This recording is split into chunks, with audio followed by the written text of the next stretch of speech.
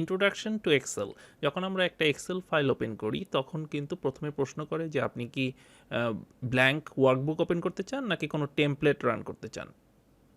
Normally আমরা blank workbook open করি এবং একটা ওয়ার্কবুক ওপেন করলে এই ভিউটা আসে। সো প্রথমে ভিউটার সাথে পরিচিত হওয়া যাক। যারা একদম এক্সেলে নতুন, যারা আগে এক্সেল ইউজ করেননি, তাদের জন্যই মূলত এই ভিডিওটি। সবার উপরে দেখতে পাচ্ছেন আপনি, সবার বাম দিকে কুইক অ্যাক্সেস টুলবার রয়েছে। এখানে যে বাটনগুলো রয়েছে সেগুলি শর্টকাট কিন্তু এখানে অ্যাড করা যায়, যেমন আনডু বাটন আছে, সেভ বাটন আছে, রিডু বাটন আছে। সো সেখান থেকে আমরা শিখব কীভাবে এটা অ্যাড করা যায়।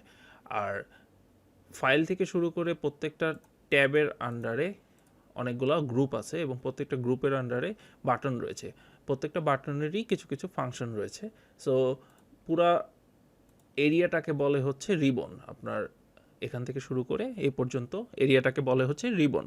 সো প্রত্যেক রিবনের আন্ডারে ট্যাব রয়েছে, যেমন home, insert tab, page layout tab. তো প্রত্যেকটা ট্যাবের ভিতরে দেখবেন গ্রুপ আছে, যেমন ক্লিপবোর্ড গ্রুপের ভিতরে কিন্তু কয়েকটা বাটন রয়েছে, যেমন কাট, কপি, পেস্ট। এরকম এক্সেলে প্রত্যেকটা গ্রুপের ভেতরেই কিন্তু, যেমন ডাটা গ্রুপের ভেতরে, ডাটা ট্যাবের ভিতরে কিন্তু বেশ কয়েকটা গ্রুপ রয়েছে। সো এই গ্রুপগুলোর আন্ডারে আবার বাটন রয়েছে। সো সেই বাটনগুলোর প্রত্যেকটি বাটনের এক একটি করে কাজ আছে। এখানে দেখেন আবার অনেক বাটনের পাশে ডাউন অ্যারো রয়েছে। সো আপনি যখন ডাউন অ্যারোতে ক্লিক করছেন তখন কিন্তু আরও বাটন এক্সটেন্ড হচ্ছে, যেমন এখানে 2টা বাটন রয়েছে। সো ডাউন অ্যারোতে ক্লিক করার পরে আপনি কিন্তু এটা এক্সটেন্ড করতেছে, যে এখানে 4টা বাটন রয়েছে। এক্সেলে অ্যাকচুয়ালি ডাটাটা কীভাবে থাকে, রো এবং কলাম ওয়াইজ থাকে। প্রত্যেকটি বক্সকে এক একটি করে সেল বলে। সো সেলগুলোতে মূলত ডাটা থাকে এবং অনেকগুলো সেল মিলে একটা টেবিল জেনারেট হয় এবং সেই টেবিলে রো এবং কলাম থাকে। তো সেটাকে নামকরণ করা হয়, প্রত্যেকটি সেলকে নামকরণ করা হয়। যেমন প্রথম সেলটার নাম হচ্ছে A1, কারণ হচ্ছে এটা এ কলামের 1 নাম্বার রোতে রয়েছে। ফর এক্সাম্পল আপনি যদি এই সেলটা ধরেন, তো এই সেলটার নাম হচ্ছে D16, কারণ হচ্ছে সেটা ডি কলামের ABCD কলামের 16 নম্বর রোতে অবস্থান করছে। এখানে আপনার এফএক্স বাটনের মাধ্যমে আপনি ফর্মুলা সেটিংসে যেতে পারবেন, ফর্মুলাটা কিভাবে কাজ করতেছে, বা কোনো ফর্মুলা ইনসার্টও করতে পারবেন, সেটা আমরা দেখব সামনে। এবং এটা হচ্ছে ফর্মুলা বার। আপনি যাই লিখবেন সেটা কিন্তু এই ফর্মুলা বারে শো করবে এবং আপনার সেলেও শো করবে। ফর এক্সাম্পল আমি যদি লিখি এবিসি, তাহলে কিন্তু এবিসি লেখাটা, টেক্সটটা ফর্মুলা বারেও শো করতেছে এবং সেলেও শো করতেছে। সেই সাথে যদি আপনি এখানে ফর্মুলা বারে কোনো ফর্মুলা লেখেন, ফর এক্সাম্পল ফর্মুলা শুরু হয় ইকুয়াল দিয়ে, ফর এক্সাম্পল 5 + 2 সো 7, তো ফর্মুলাটা লেখা হয় হচ্ছে ফর্মুলা বারে, কিন্তু রেজাল্টটা আসে হচ্ছে সেলের ভিতরে, ভিজুয়ালিটিটা আসে হচ্ছে সেলে, কিন্তু র ডাটাটা থাকে হচ্ছে ফর্মুলা বারে। আমরা যখন ডাটা ফরম্যাটিং শিখবো তখন আরও ডিটেলসে জিনিসগুলো শিখবো। ওরিয়েন্টেশন পার্টে আর কি রয়েছে, যখন আমরা নিচে আসতেছি দেখতে পাচ্ছি শিট 1। এক্সেল অ্যাকচুয়ালি অনেকগুলো শিটের সমন্বয়ে গঠিত। সো আপনি যখন আরও নতুন শিট অ্যাড করবেন, এভাবে 255টা শিট আপনি চাইলে অ্যাড করতে পারেন এবং সবগুলো শিট একত্র করে একটা ওয়ার্কবুক। সো পুরো ফাইলটার নাম হচ্ছে ওয়ার্কবুক এবং প্রত্যেকটা ফাইলের আন্ডারে একাধিক বা একটা শিট থাকে। এখানে দেখেন কতগুলো রো রয়েছে, 10,48,000 সামথিং রো রয়েছে।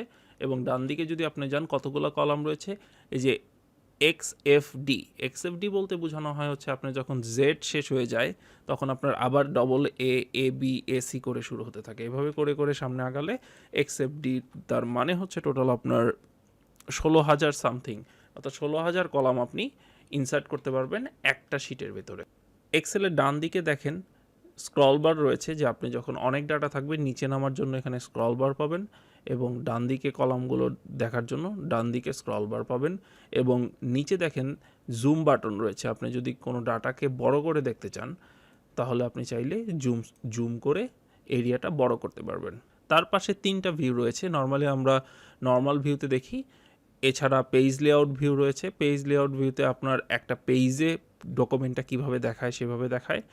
পেজ ব্রেক প্রিভিউতে অনেক বড় ডাটা যখন থাকবে আপনি চাইলে কিন্তু ভাগ ভাগ করে দেখতে পারবেন যে অ্যাকচুয়ালি কোন অংশটুকু কোন পেজের ভেতর পড়েছে। সো এখানে 3টা ভিউ, একটা নর্মাল ভিউ, একটা পেজ লেআউট ভিউ, আর একটা হচ্ছে পেজ ব্রেক ভিউ।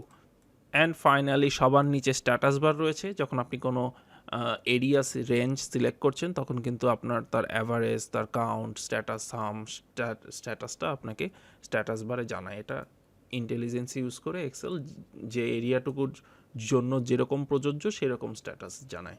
স্ক্রিনে টপ রাইট কর্নারে দেখেন মাইক্রোসফটে যদি আপনি রেজিস্টার্ড ইউজার হন তাহলে আপনি সাইন ইন করতে পারবেন, এবং এছাড়া আপনার রিবনকে আপনি হাইড করতে চাচ্ছেন কি না, নাকি অটোমেটিক হাইড হবে কি না এই অপশনটা দেওয়া যায়।